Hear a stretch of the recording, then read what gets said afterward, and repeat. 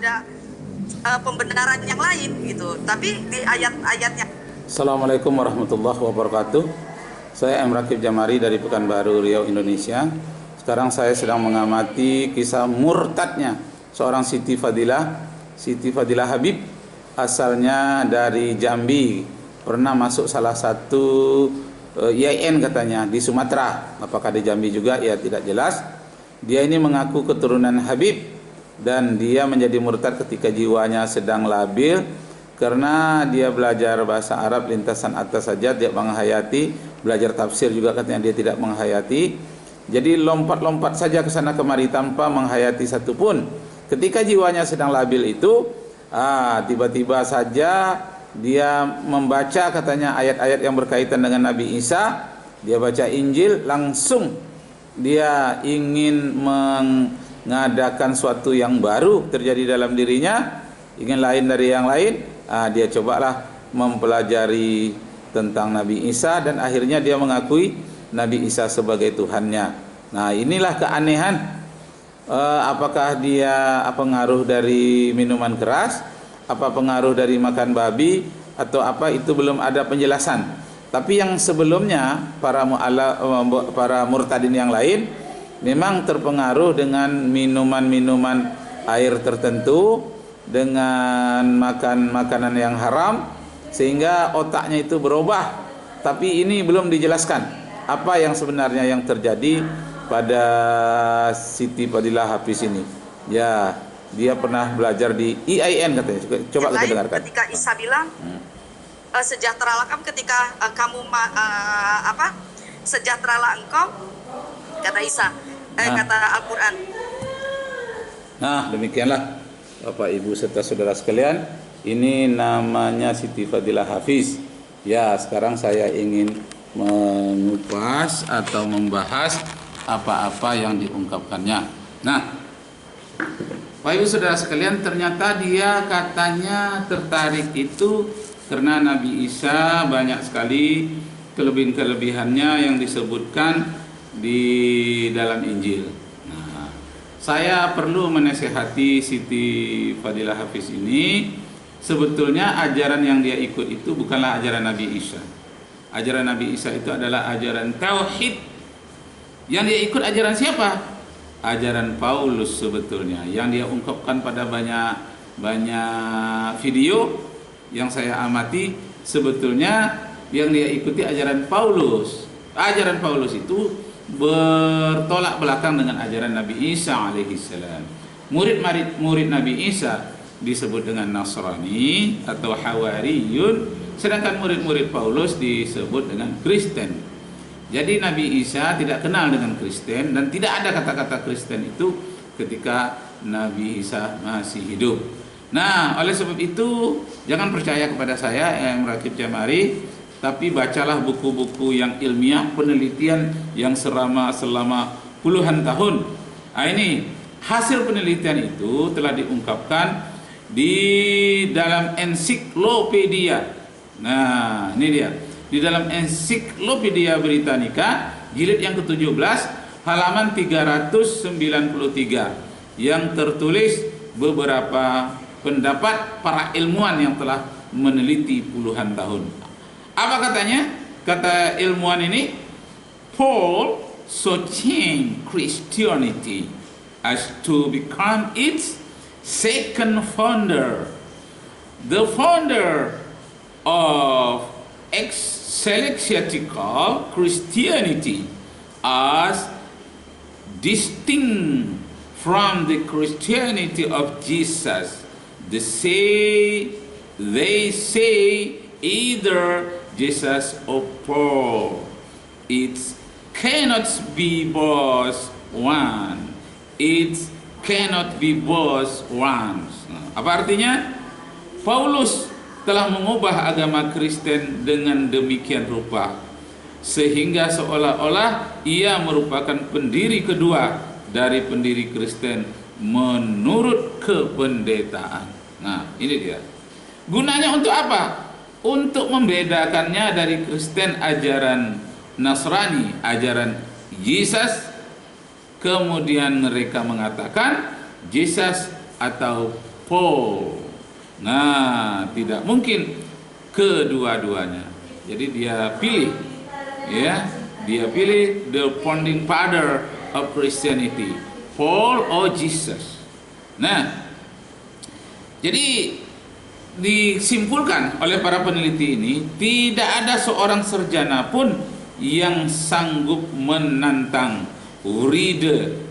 Uride ini tatkala ia mengatakan, nah ini katanya, ini dalam bahasa Jerman ya. Kalau salah mohon maaf, saya bukan orang Jerman. Is danach eine Anbruchbar Kluf befestig zwischen Jesus und Paulus. Nah, ini bahasa Jerman. Saya ulangi lagi.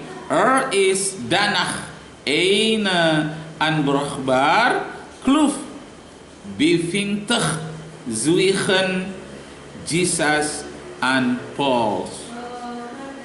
Sesudah itu terdapatlah sesuatu celah yang tidak dapat dihubungkan antara Yesus dan Paulus. Disebutkan oleh Dankerman di dalam bukunya yang berjudul Mythologische Christus. Ini bahasa Jerman ya.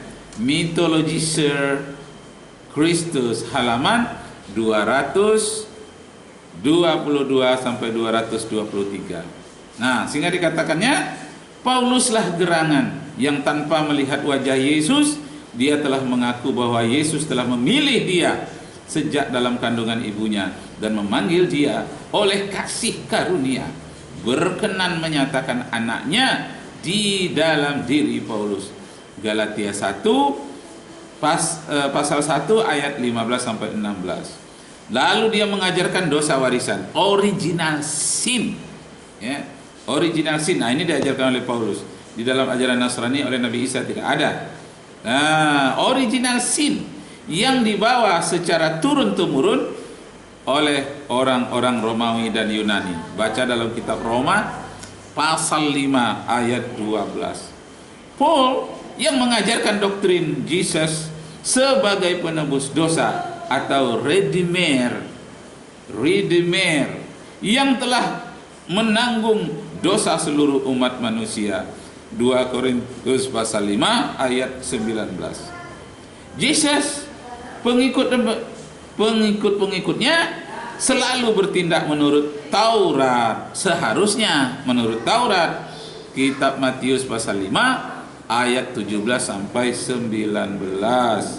Nah, sedangkan Paulus telah menggantikan ayat itu, menggantikannya dengan kepercayaan pada penyaliban Yesus untuk penebusan dosa. Lihat kitab Roma pasal 3 ayat 21 sampai 28 dan kitab Roma juga pasal 7 ayat 4 sampai ayat 6. Ia menghilangkan kewajiban bersunat, diwajibkan oleh Yesus sebetulnya. Lihat Galatia pasal 6 ayat 15.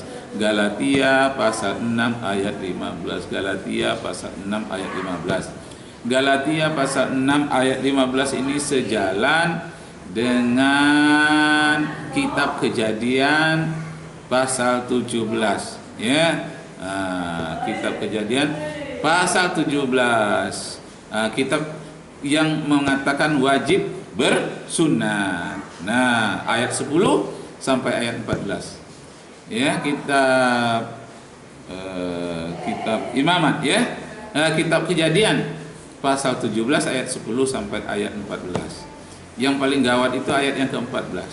Kitab Kejadian pasal 17 ayat 14 menyatakan, siapa di antara orang-orang beriman tidak bersunat, dia harus dilenyapkan dari muka bumi.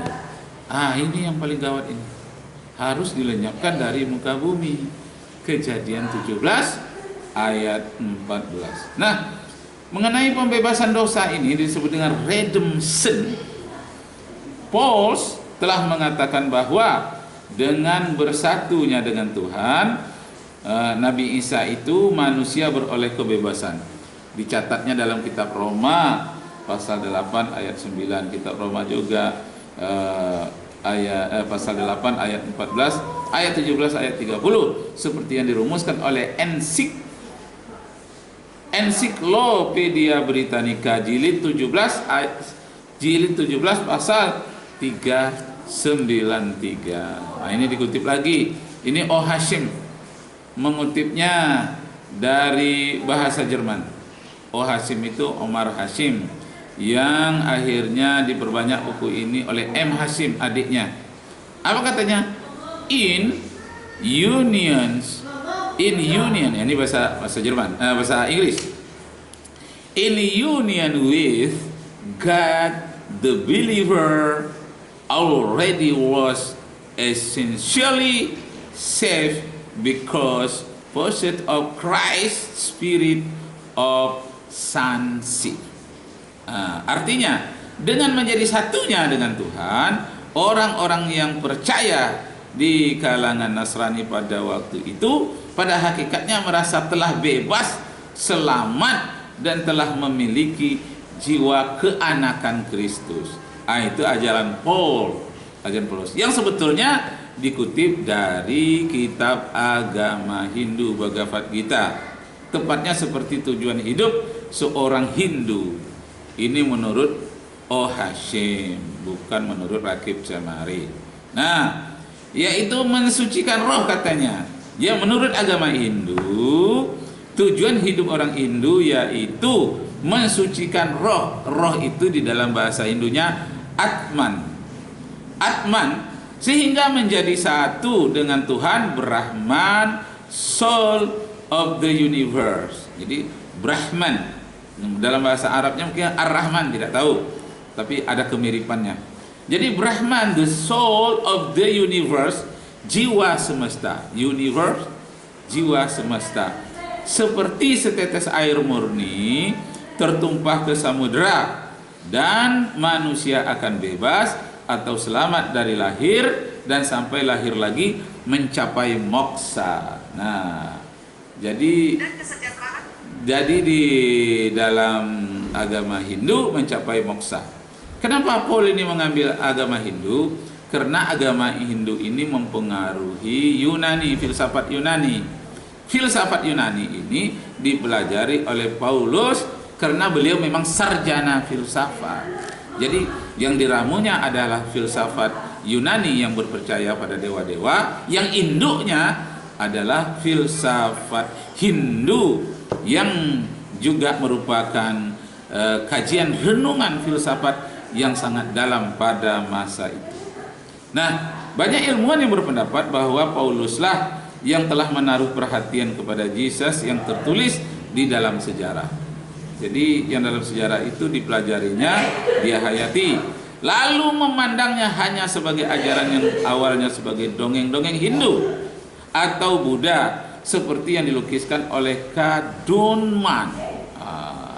Apakah ini Karel? Ya, kurang jelas. Kadunman di dalam bukunya Mythologische Christus.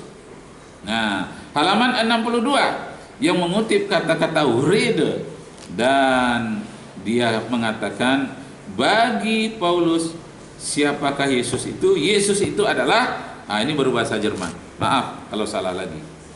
Der große Minister Indischen Legende der Auch in Buddha und anderen Erlösergestalten erschienen sein sollte.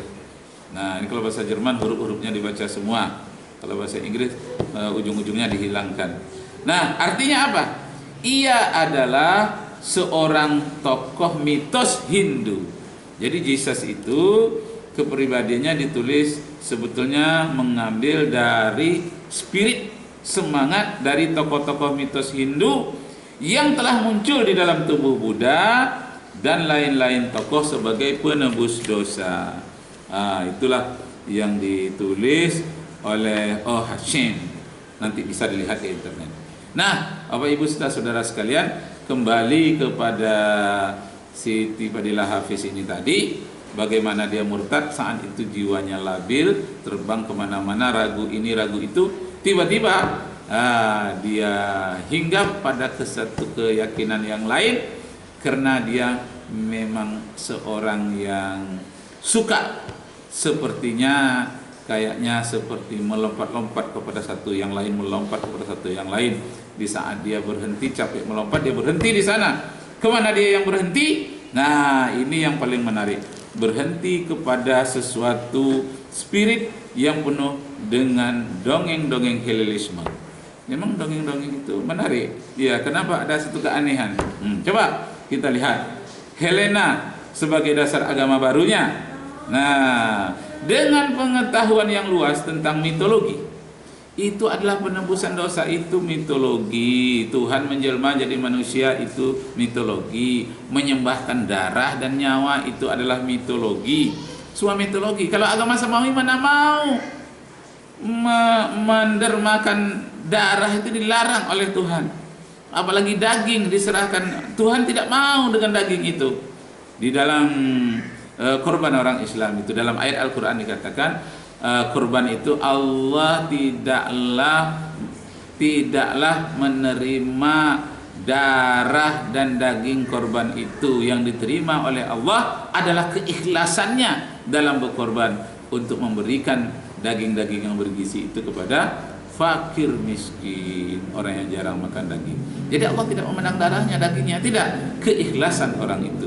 Karena yang mau darah itu adalah iblis, yang mau daging persembahan itu adalah iblis dalam mitologi. Nah, coba saya baca, ini bukan kata saya. Dongeng-dongeng tentang anak-anak Tuhan turun adalah untuk menembus dosa manusia dengan darahnya. Nah, ini bukan kata saya, kata Oh Hasim. Tentang pertama yang melakukan itu adalah Dionysus, Krishna, Mitra, Osiris, Atis, Horus, Apollo, Hercules, dan lain-lainnya. Itu adalah nama-nama dalam filsafat semua, dalam mitos-mitos semua. Nah, mitos itulah yang diambil oleh Paulus, maka dia meniadakan hukum Taurat. Karena ajaran-ajaran musyrik ini, ajaran-ajaran mistis ini sangat bertentangan dengan ayat-ayat Allah. Karena ajaran-ajaran mistis ini suatu bisikan atau suatu yang didapatkan dari perenungan yang mistis pula. Tidak tahu kita apakah itu dari makhluk-makhluk apa. Yang jelas bukan makhluk manusia.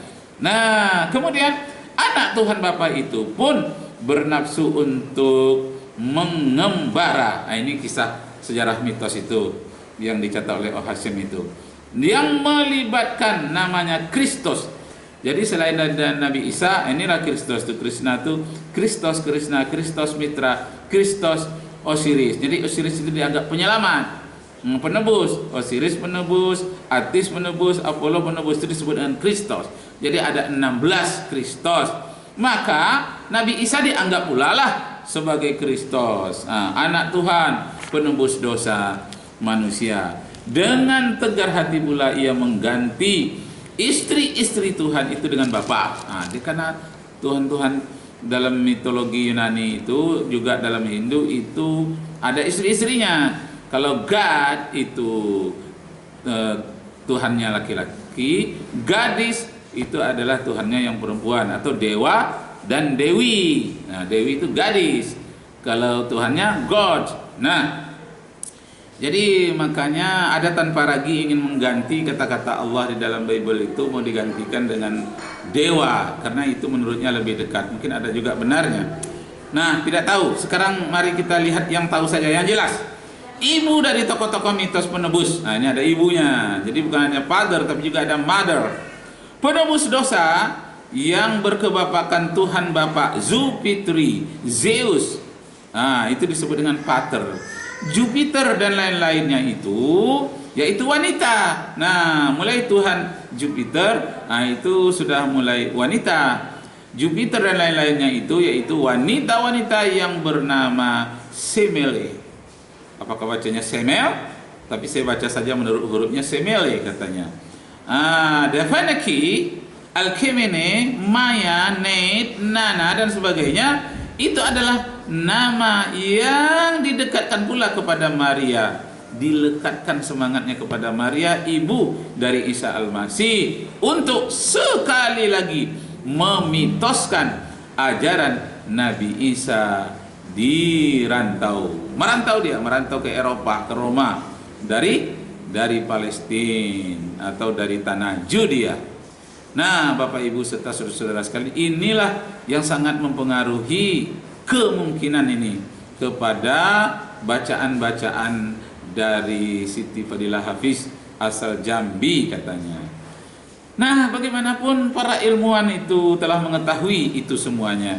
Ajaran-ajaran tentang dosa yang seharusnya ditinjau dari aspek niat dan perbuatan dosa, lalu menjadikan Nabi Isa itu siapa sebenarnya, telah diubah menjadi suatu keadaan yang dibawa turun-temurun, dan jatuhnya Nabi Adam yang kemudian ditebus dengan darah-darah di atas penyaliban. Ini adalah satu doktrin bersama dengan doktrin Tritunggal yang merupakan penyelewengan dan pengkaburan ajaran-ajaran Nabi Isa yang sebetulnya ajaran Nasrani yang bertauhid. Nah, ini menurut O Hashim halaman 45. Jadi Bapak Ibu saudara sekalian, ini yang penyelewengan ini yang belum diketahui oleh Siti Fadilah Hafiz dari Jambi. Nah, mari kita dengarkan lagi ini Siti Fadilah Hafiz ini dari Jambi ini.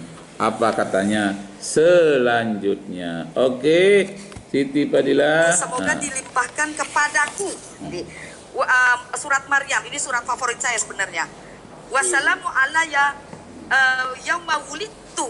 Wulidtu itu lah hari lahirku, kata Isa. Wa yauma amutu. Amutu itu mata, yamutu amutu. Amutu ketika aku mati. Wa yauma ub'atsu hayyan. Dan ketika aku pada hari aku dibangkitkan hidup kembali. Berarti ini kontradiksi dengan ayat yang mengatakan Isa itu tidak dibunuh, tidak disalibkan. Saya bingung di situ. Di situ di ayat ini luar biasa, dia bilang sejahteralah kesejahteraan.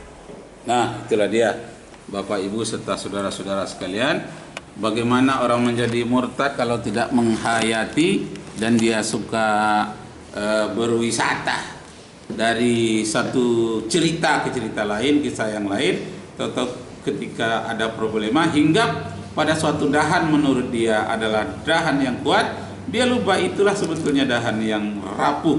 Ibarat orang mencari jodoh, dia pilih-pilih tebu, kata orang, terpilihlah kepada tebu berulat. Nah, ini yang paling berbahaya sekali.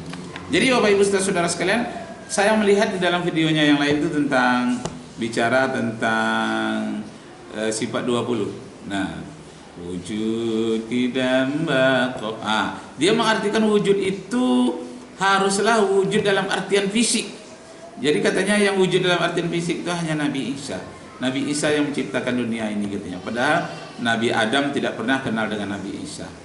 Nabi Adam, Idris, Nuh, Hud, Saleh, Ibrahim, Lut, Ismail, Ishaq, Yaqub, Yusuf, Ayyub, Su'aib, Musa, Harun, Zulkifli, Daud, Sulaiman, Ilyas, Ilyasa, Yunus, Zakaria, Yahya. Sampai Yahya itu Yahya mengenalnya sebagai Nabi Isa. Sudah itu di atasnya itu tidak ada yang mengenal Isa, hanya mengenal Allah. Di dalam bahasa Ibrani disebut dengan Eloh, dalam bahasa Arab disebut dengan Allah. Jadi hanya beda ungkapan, hurufnya itu juga Eloh, kemudian ilahi jadi Eli di dalam bahasa Ibrani, ilahi di dalam bahasa Arab. Misalnya kita Matius pasal 27 ayat 46. Eli Eli lama sabakhtani. Nah, itu dalam bahasa Ibrani. Dalam bahasa Arab ilahi lima zatarakstani. Mirip. Nah, tapi anehnya kitab Perjanjian Baru itu justru ditulis di dalam bahasa Yunani.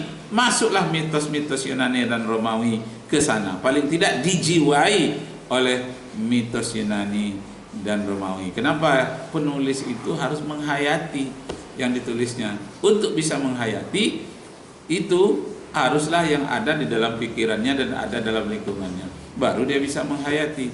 Kalau tidak, dia akan menulis dalam keadaan hampa. Nah, itulah Nabi Isa, Nabi yang mulia, telah dijadikannya sebagai kambing hitam atau yang disebut dengan scapegoat. Kan God ya, T ya ujungnya, scapegoat, sebagai kambing hitam, atau di dalam bahasa Jermannya Sündenbock atau pemikul beban saja, pemikul dosa manusia. Manalah bisa manusia memikul beban manusia yang lain. Nah, dijadikannya sebagai scapegoat, beban dosa manusia. Dengan demikian menghancurkan kemuliaan agama sebagai dasar moralitas. Moral jadi hancur. Nah, sebagaimana terjadi di Eropa sekarang itu, di mana rumah ibadah dijadikan bar, dijadikan tempat olahraga, bahkan tidak sedikit pula dijual menjadi masjid. Di kalangan mereka katanya lebih terhormat rumah ibadah mereka itu dijual, dijadikan masjid, dibandingkan dijadikan bar, tempat dangsa-dangsi. Akhirnya itu 90% dijual kepada umat Islam untuk dijadikan masjid.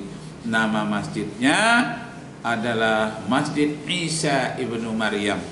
Ada pula nama masjidnya Masjid Al-Masihiyah, ada juga, dan bermacam-macam nama rumah ibadahnya yang baru itu.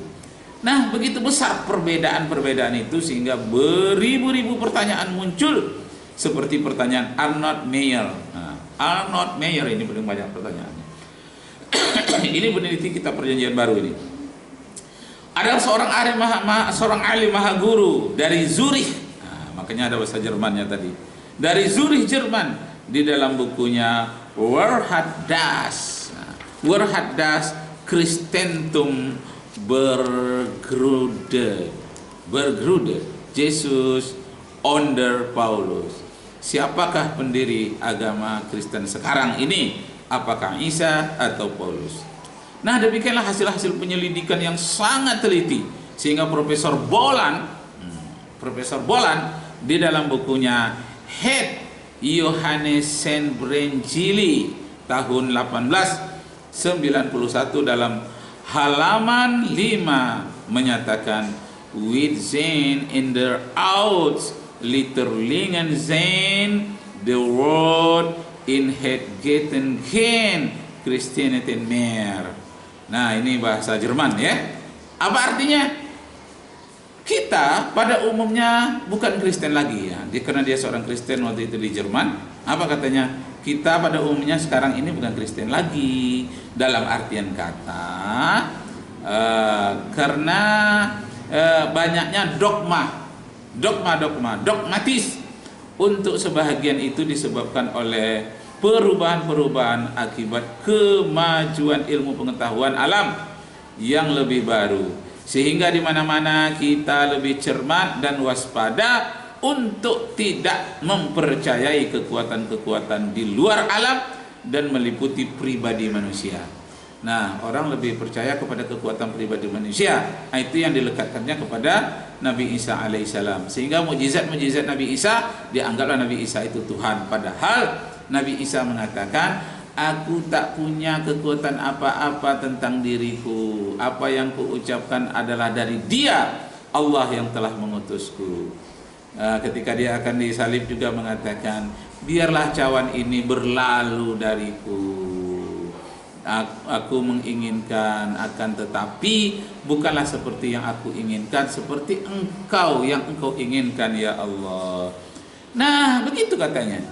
Nah, ini memang luar biasa ini. Untuk sebagian-sebagian sesungguhnya tak dapat disangka lagi bahwa hal itu telah timbul studi-studi sejarah yang diangkat dari generasi ke generasi dalam pemikiran yang logis. Demikianlah kita melihat betapa pentingnya standar ilmiah dari kebenaran seperti yang dikatakan oleh Miller. Nah, ini Profesor Miller ini ya.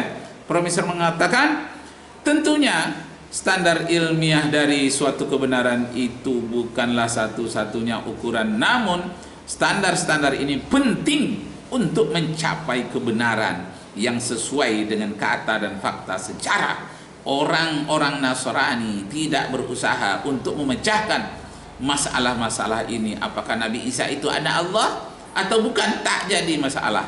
Mereka hanya memperbincangkan apa yang telah dikatakannya atau apa yang telah diperbuatnya melalui tulisan-tulisan yang tidak pasti. Nah, sekarang kembali kita kepada si murtad. Nah, si murtad yang asalnya dari Sumatera, yang dari Jambi ini. Nah, sebelumnya mari kita dengarkan orang-orang yang berlindung sebalik mitologi itu yang diungkapkan oleh ahli-ahli filsafat tentang dongeng-dongeng dalam mitologi itu. Apa katanya?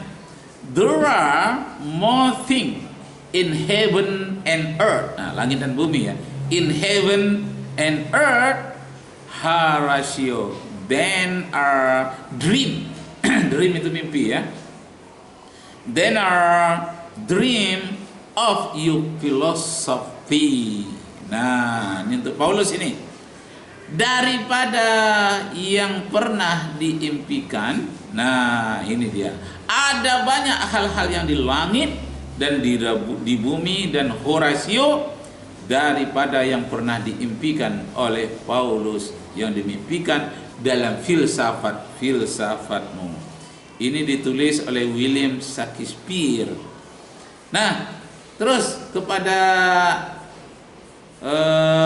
si murtadin. Nah, ini murtadin gitu. Ketika aku lahir, aku mati dan aku dibangkitkan. Berarti Al-Quran mengimani Isa itu pernah mati. Nah, itu saya bingung lagi. Katanya bingung. Lama, pastor, saya belajar tentang kekristenan ini lama sekali. Akhirnya bingung di dia. tahun 97 saya memutuskan keluar. Wow, jadi murtad dia tahun 97.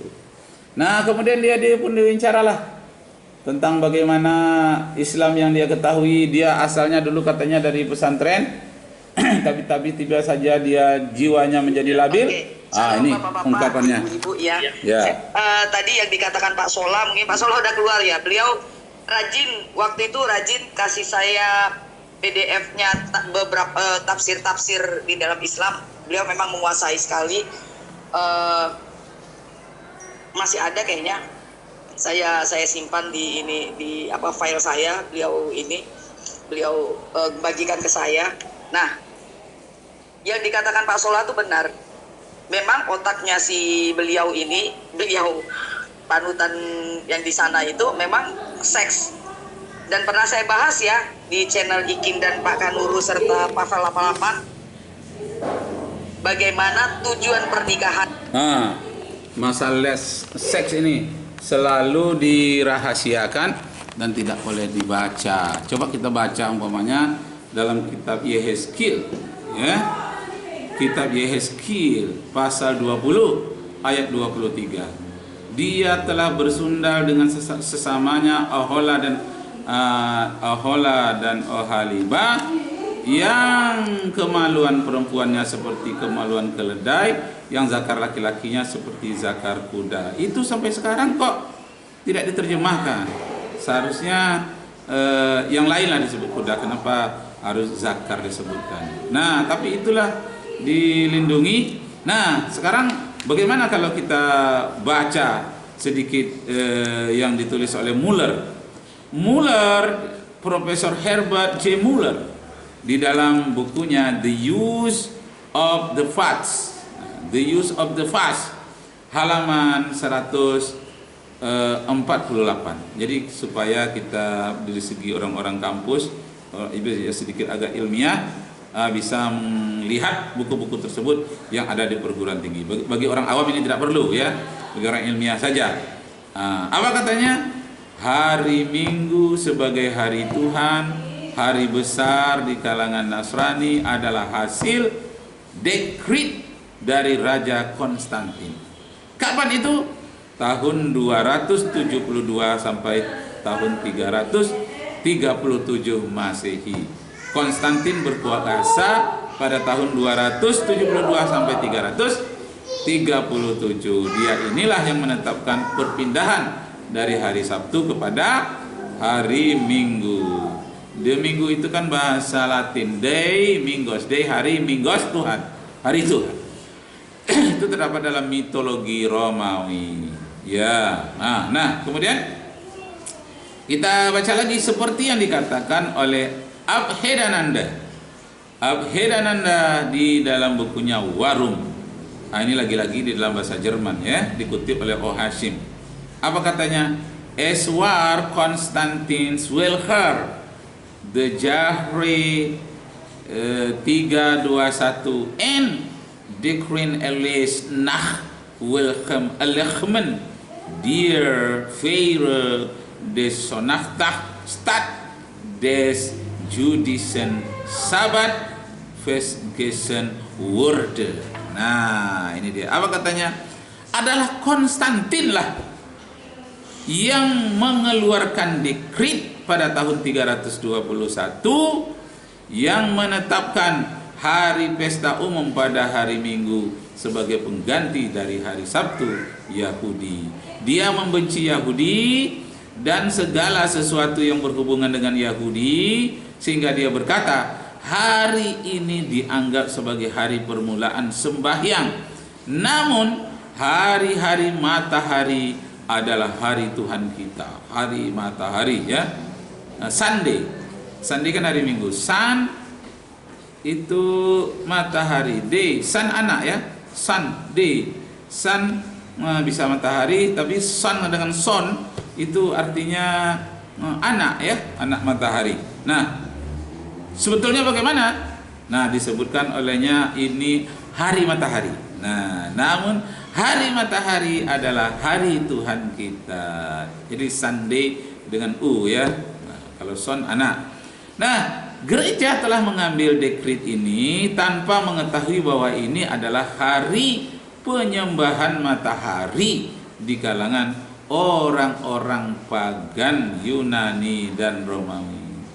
Riwayat hidup Nabi Isa alaihissalam dan ajarannya hendaklah digali kembali supaya tidak merupakan pertentangan dengan Nabi Isa alaihissalam yang menurut sejarah dan pemikiran manusia seluruh dunia. Patutlah kita hindari tuduhan-tuduhan seperti yang dikemukakan oleh Dunman di dalam Der Historische Jesus halaman 9. In diesem Zusammenhang kann man Sachen der historische und der rationalistische Jesus sind nebeneinander verheiden.